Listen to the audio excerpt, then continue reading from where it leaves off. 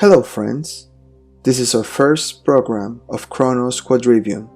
I'm your host, Alan. Astronomy, huh? Why not astrology? Why hundreds of sciences have the suffix logy, such as psychology, geology, biology, or archaeology? For some reason, along the way, the word astrology took this mocking turn where people just don't take it seriously. Astronomy, on the other hand, has become an idle science, zero connection with a human being. Astrology used to have a significant importance among the sciences. That's what takes us to Quadrivium, which was the group of 4 subjects of arts: arithmetic, geometry, music, and astronomy. This was basically the second step of the trivium, which consisted in grammar, logic, and rhetoric. Together, the trivium and the quadrivium comprise the 7 liberal arts.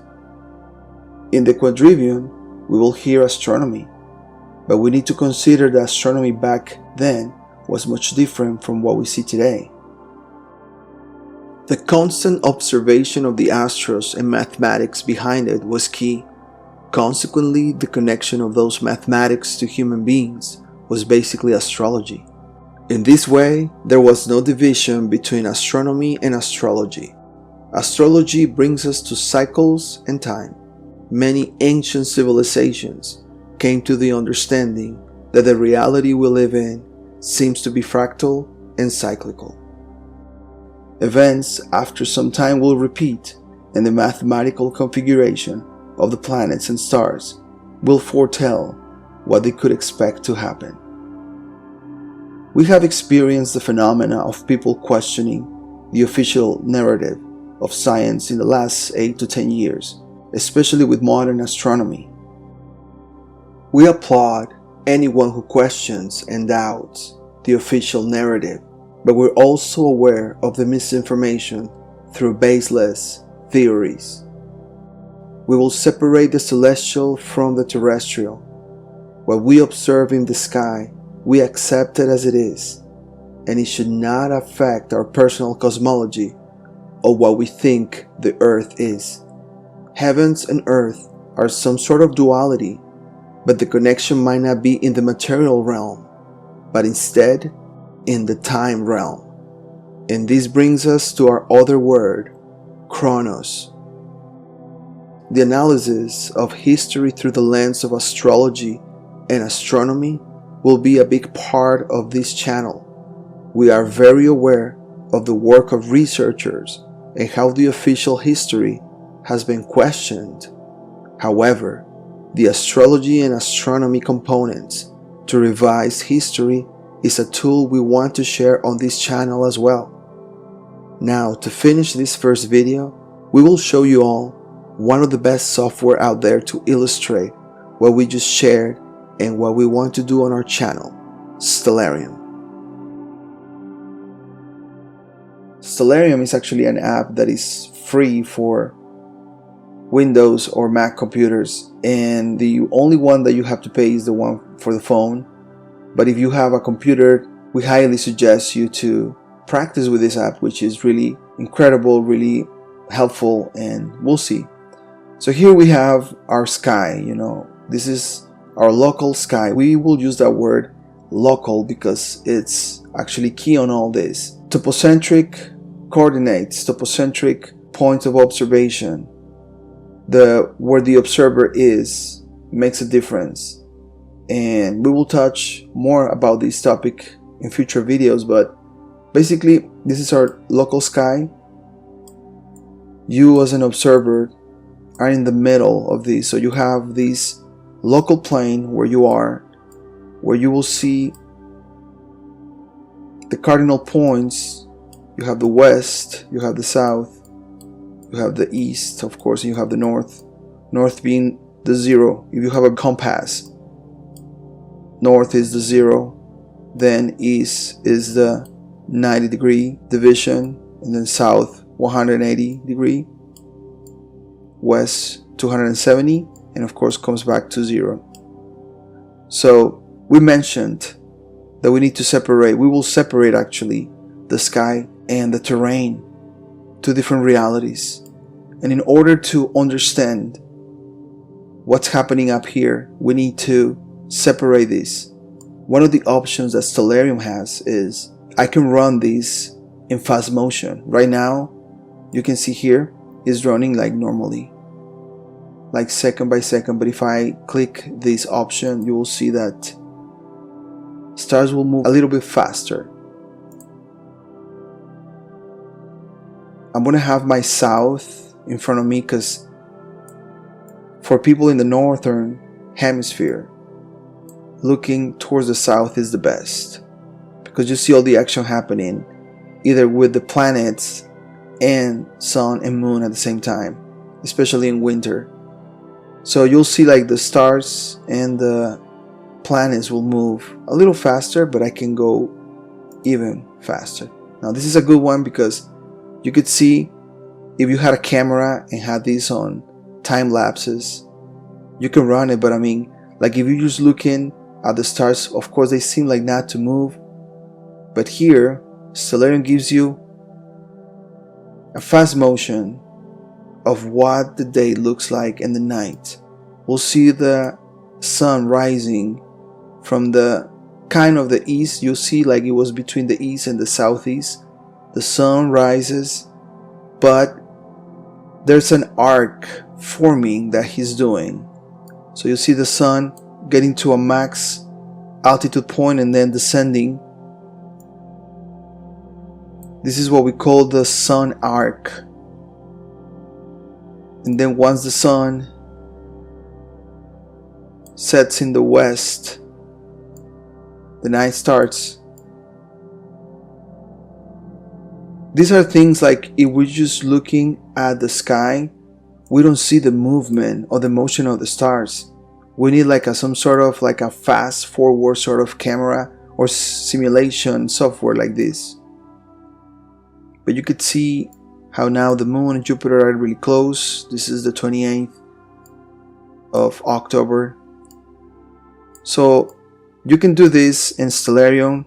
This is based on my location where I'm the observer. I'm in the middle of this local plane of observation. We'll see over here Orion.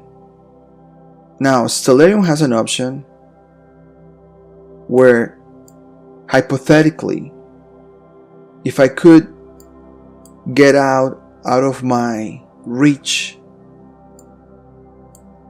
which is, if you think about it, we are like 3D radars, where my eyes towards the south will reach the same vision as if I look into my north, the same way I looked into my east, and the same way I look to my west. It's the same reach, which means I will form some sort of like a mini dome of reach. We're talking about reach. We're not talking about theories out there. But this is about how far I can reach by looking, by observing. So it's going to be the same distance towards my east, north, west, and south.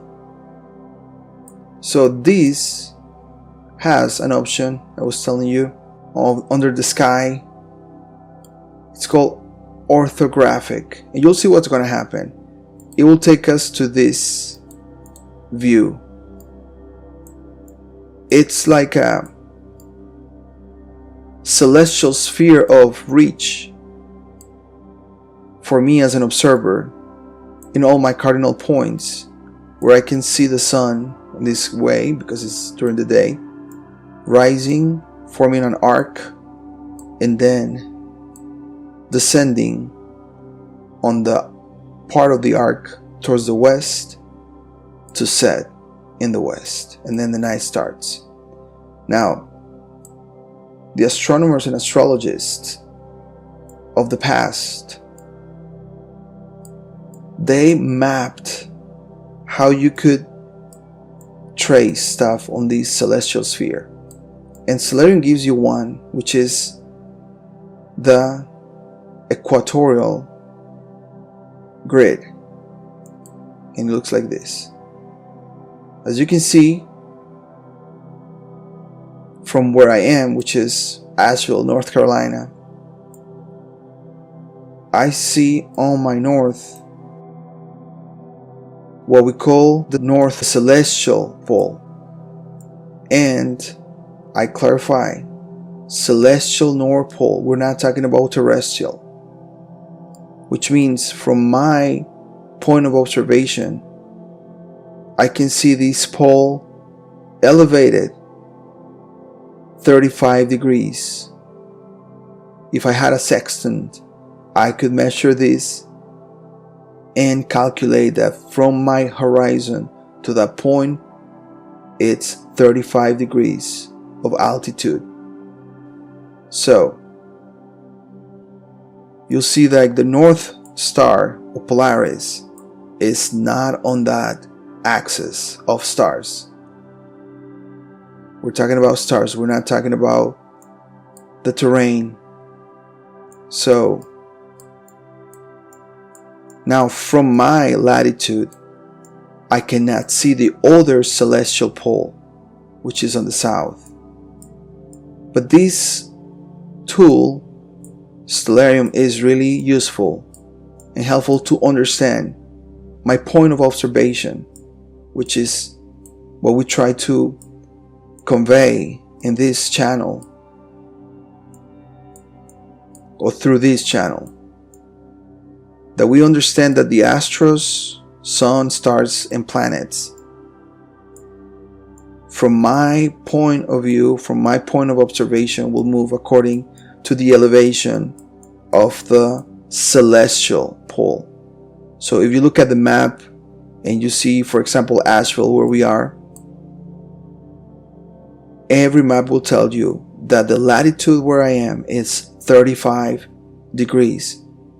And that number comes from the elevation of the celestial North Pole from my horizon, and that's how the latitude is calculated. So we're going to talk about all these things as we develop our channel, but we wanted to introduce you guys with this idea of the celestial sphere, local celestial sphere, where we are as an observer. Every latitude, every coordinate, it's going to be different, and we need to respect that. Our local observation is the most valid one, and we cannot take this and say that the whole earth is a certain way, because we have that limitation. It's not limited for us if we keep on our reach of vision, because it's what we observe the way it is. And we cannot say what the stars' astros are, but we can see them, and we can see them how often they come, how often their cycles are. And this is what we want to do here in Kronos Quadrivium. So this is for now our first video, and if you like this content and want to learn more about this, we will appreciate your subscription or just like the video, and we will see you next time. Thank you.